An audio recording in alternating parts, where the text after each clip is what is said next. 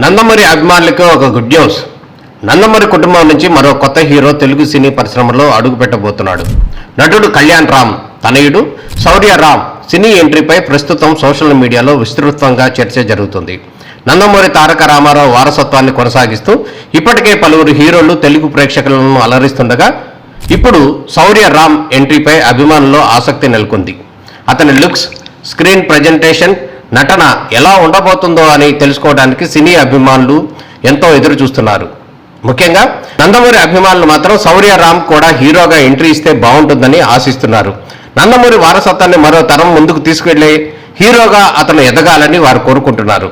నందమూరి కుటుంబం నుంచి వచ్చిన ప్రతి హీరో తనకంటూ ప్రత్యేక గుర్తింపు సంపాదించుకున్నాడు. అదేవిధంగా శౌర్య రామ్ కూడా తనదైన శైలిలో ప్రేక్షకులను ఆకట్టుకుంటాడా అనే ప్రశ్న ఇప్పుడు అందరిలోనూ నెలకొంది.